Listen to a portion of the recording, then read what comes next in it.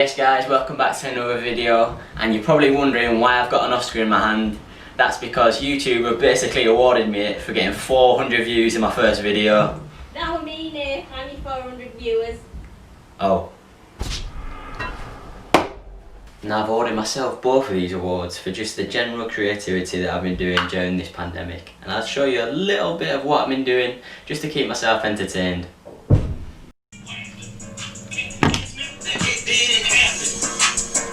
Nurse, what are you doing? Get out of me!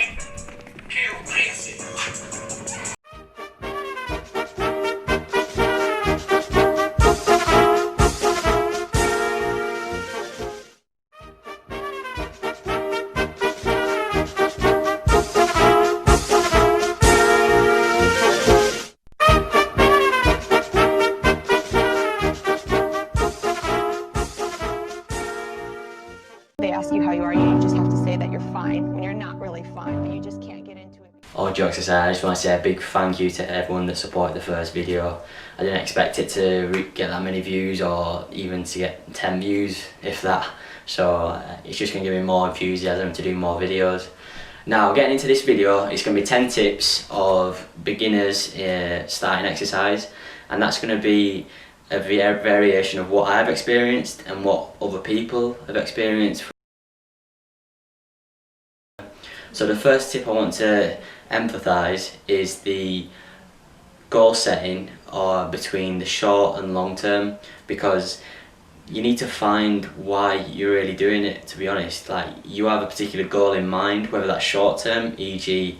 to lose this amount of weight in a short amount of time for a holiday, for example, or long term, just build general fitness and feel better internally and look better externally, for example.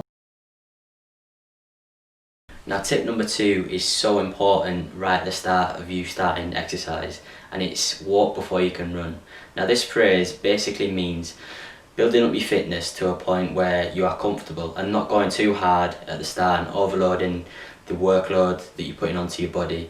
Because say for example you went for a 5k run and you've never ran before, your body's just going to not react to that in the way that it should, and it's just going to create muscle soreness for a long amount of time than if you were to build it up. So I recommend using a foundation base, and just say for example go for a 1 kilometre run and see how your fitness is and see how your breathing reacts to it, in terms of you breathing hard, you breathing heavy, because at the end of the day you need to build a foundation and a base to build a solid foundation to generate a good amount of fitness to get to your end goal.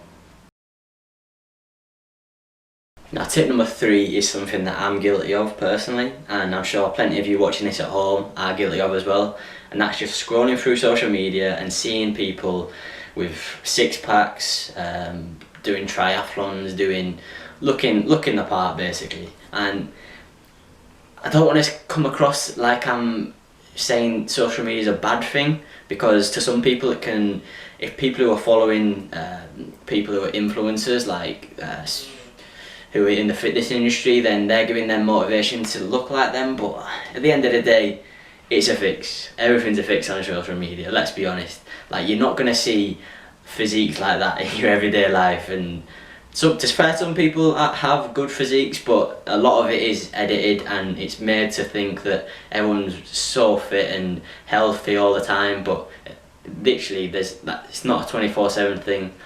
It's only that for that amount of time they're taking the picture, for example, or they're eating good food.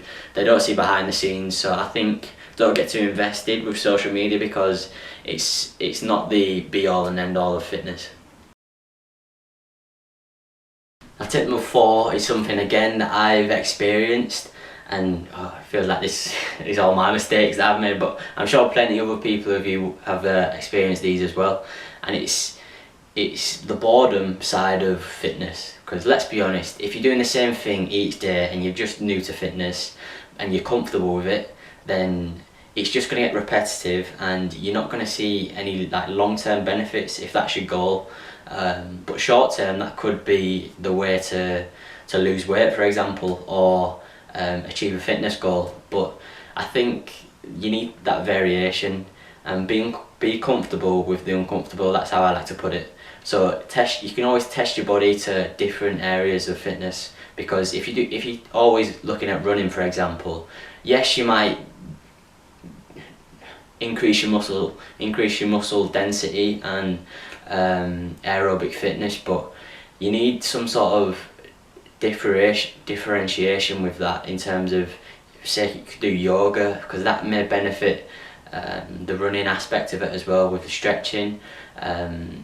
So I think just general variation of exercise can just create a better morale in terms of how you are feeling, because at the end of the day it's always about how you're feeling, and the boredom of the workout is something that I experience now, even my level of fitness. I'm not saying I'm an elite athlete, but I've built up a different variation with my workouts, and that's got me to where it is today. Now, tip number 5 is rest, and rest is so vital, especially in the early stages, because your body needs to recover, repair and grow essentially, and the rest days need to be frequent in the early stages, because your body's not used to pushing the intensity in terms of what you'll be doing. So I cannot stress enough, rest is so vital in the early stages of physical activity. Now, tip number 6 is probably the most important tip, and that is focusing on the nutrition.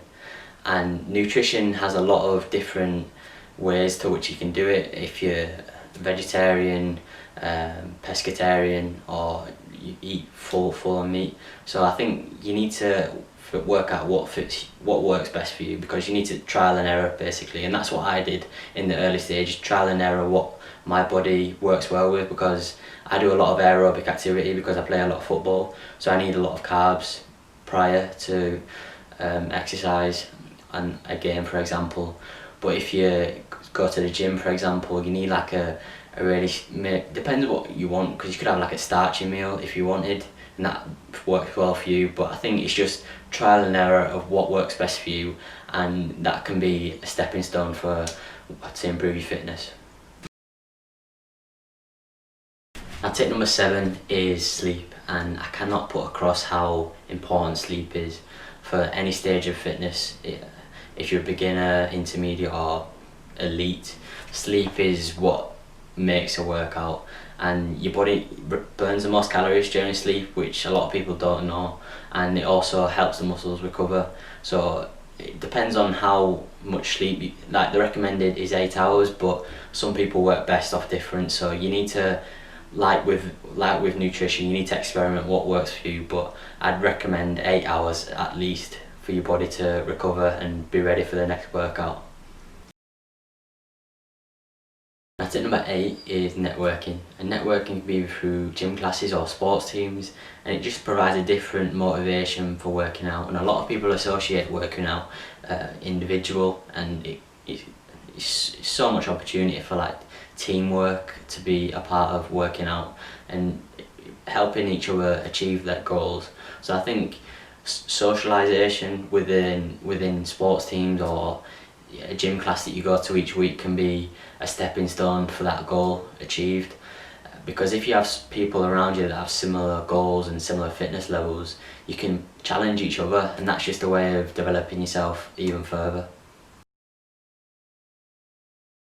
Now, tip number 9 is looking at different ways to educate yourself around working out, because a lot of people generally don't know what working out means or the benefits of it, for example. So I think if you want to get into fitness, I'd recommend looking online at different ways you can, because there's a lot of workouts you can do, if that's from your home or your gym, or in the local park, for example.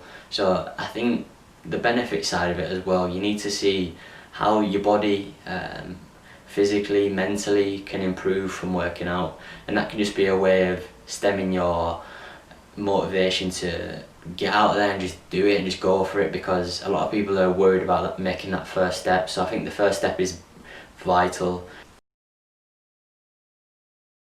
My 10th and final tip is find your reason why. Find your reason why you want to work out. Find yourself why you want to push yourself like you never pushed yourself before, because essentially it's all down to you. no one's going to do it for you. So that first step is probably the hardest you'll make, but once you get into it, it becomes a lifestyle, and I've taken that step and I've used it as a way of giving it to myself for a lifestyle. Like, I love to work out because I've built up a passion for pushing myself to that next level. So anyone can do it as well. That's the benefit of, and one of the best things about working out, because anyone can do it. It doesn't matter how fit you are, what sport you do or anything like that. It's all down to you and if you want to do it. So I find your reason why. That's probably the biggest and most important, I'd say. So I want to say a big thank you if you made it this far in the video, and if you can please like, share and subscribe, that would mean so much to me. So thank you for watching.